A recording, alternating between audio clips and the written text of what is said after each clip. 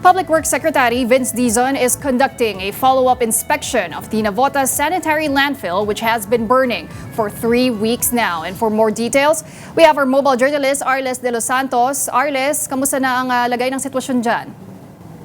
Paulina, tama ka nga, no? Magtatatlong linggo na actually na, nagpapatuloy yung pagkasunog nga dito sa Navotas City Sanitary Landfill kung saan nanatiling hamon ayon sa mga otoridad yung pag-apula nga rito. No? Kanina po din sa pagpasok natin doon, nakita natin no, yung lugar kung saan nag-cover tayo last time at nakita natin mismo na mayroong sunog ay patag na, nalalakaran na at wala nang sunog pero may mga bahagi pa rin. No? Nakita natin kanina mismo na patuloy na naglalagablab pa nga rin, no? Pulin doon sa loob ay nakasusulasok yung amoy at pinapaalalahanan pa rin yung mga residente na magsuot ng face mask, no? Dahil kaugnay nga ng sunog at ng usok na nakukuha nga mula rito, Pulin, no?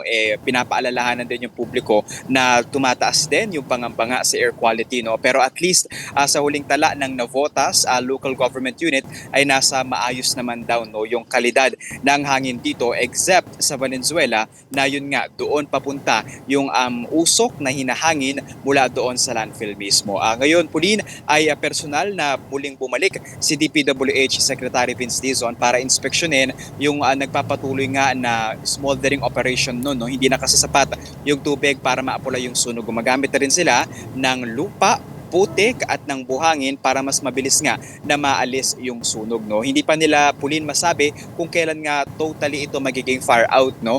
Pero ngayon ay gumagamit na sila ng mga heavy equipment para mas mapabilis ang operasyon. Pulin. At ano naman yung mga nakita ni Secretary Vince Dizon dyan, Arles, ano? At sino na rin yung mga kasama sa inspeksyon?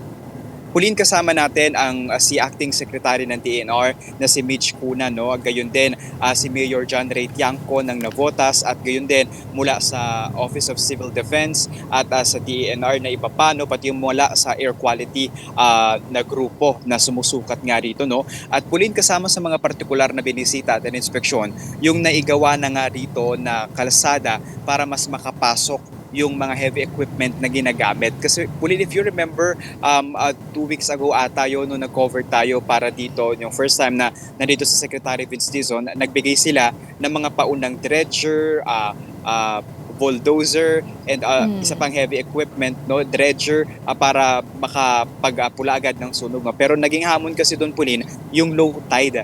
And dahil malalaki itong mga equipment na ito, hindi pwedeng sa barge lang sila daraan lahat. Lalo pa at kinakailangan na higit sa isa or dalawa yung gamitin para nga maapula yung sunog. So kanina nakita natin at nadaanan natin mismo, Pulin, no, yung tinatawag nga natin dito na kalsada na kanilang ginawa at so far, no, ay naging mabilis naman yung naging pagpasok natin doon at nakita natin yung progreso dito mula raw sa nasa 70 to 80% na nasusunog na bahagi nito, no, bumaba na raw yan, no, ng humigit kumulang kalahati. So more or less 20 to 30% na lamang yung sunog nito, no. At actually, Pulin, katulong na rin nila para sa teknikal na pag-apula rito ay yung mula sa JICA, no, sa Japan. At kasama din natin kanina si Japanese Ambassador to the Philippines na si Enzo Kasuya. Pulin.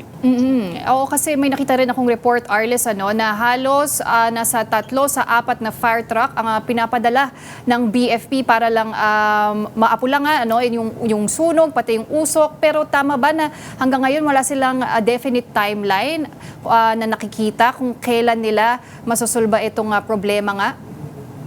Tama ka, Pulin, no? Sinubukan natin tanungin si Secretary Vince Dizon, si Mayor John Ray Tiangco, gayon din yung DENR, yung Bureau of Fire Protection. Talagang wala silang definite o tiyak na petsa na maibibigay kung kailan itong maaapula yung sunog. Kaya sa ngayon, Pulin, ang kanilang paalala sa mga publiko, higit lalo doon sa sensitibong sektor, yung may mga sakit sa baga, may mga sakit sa puso, yung mga senior citizen at yung mga persons with disabilities, no, na kung maaari manatili sa loob ng kanilang mga bahay kung maaari at kinakailangan, at para naman doon sa mga lalabas, magsuot ng face mask. Ngayon, actually, wala tayong face mask dahil kalalabas lang natin. Nagpagpag tayo, no? Pero talagang makapal pa rin yung usok doon at masakit pa rin sa ilong at makati rin sa balat, Pulin, no? And actually, doon sa Malabon at Navotas na area, parang hindi pa dito kasi yung hangin, papunta doon sa kabila, doon sa Ubando, Bulacan. Kaya umabot na rin daw sa humigit kumulang 195 na mga pamilya ang inilikas doon para na rin sa kanilang kaligtasan. I was about to ask you, Arles, yung personal experience mo dyan. Kung talagang hirap ba makahinga dahil sa masamang air quality, at para dun sa mga residente, nagbibigay naman ba ang LGU ng mga face masks sa kanila para hindi na sila gumastos para dyan? Pauline, yung experience natin doon talagang malaki na yung kaibahan mula sa unang beses na nandoon tayo. No? Malaking bahagi na ng landfill, yung natapunan ng mga lupa, nalalakaran at wala ng apoy, malayong malayo sa unang beses na nandoon tayo. No? Na nasa 80% talaga yung nasusunog. No? Pero Pauline, aminado ang Obando Local Government Unit na kung magpapatuloy nga yung mga residente na lumilikas at mananatili doon sa evacuation center ay baka kulangin na raw sila sa pondo. No? Pero ayon sa kanila, whole of nation approach din naman daw yung nagiging tugon dito mula sa iba't ibang mga ahensya ng pamahalaan. Yung DOH ay naka-standby para sa medical assistance and check-up ng mga evacuees. Yung OCD nag-aalalay doon sa mga presidente na lumilikas. Gayon din yung DSWD. No? Pero ngayon po din, maabangan natin kung ano pa yung magiging development dito dahil talagang yung ibang mga residente nagkakaroon na raw no, ng related doon sa usok na kanilang nalalanghap ng mga sakit. And Arles, tell us more also about this order, this directive from the DENR. Naglabas sila ng utos para sa lahat ng operator ng sanitary landfill na gumawa na ngayon ng contingency plan. Pero ang tanong dyan ng marami, bakit ngayon lang?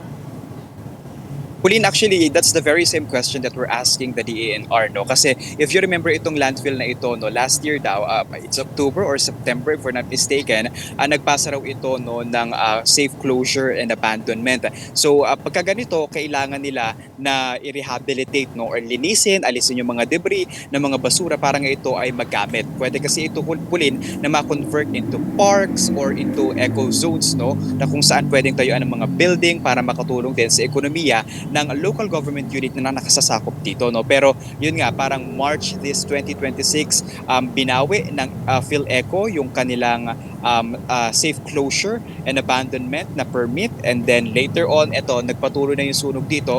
Pero ayon naman sa pakikipanayam ng DENR at ng lokal na pamahalaan na Navotas, nag-file na raw ulit no, ng safe abandonment and rehabilitation yung PhilEco at aabangan kung paano pa yung magiging development dito. No? Pero Pauline, hindi lamang ito kasi dito nangyari yung di lang dito pwedeng mangyari no yung sunog mula sa methane combustion na sanhi ng pagkasunog ng landfill na ito. No? Posible rin sa iba pang mga landfill at sanitary areas sa ating bansa. No? Kaya pinapaalalahanan din talaga yung responsableng paggamit dito at kung iiwanan na nga ito ay siguraduhin na ito ay i-rehabilitate o magiging responsable ang kung sino mang operator ng mga ito. All right, thank you very much for that report. That was mobile journalist Arles de los Santos reporting from Navotas.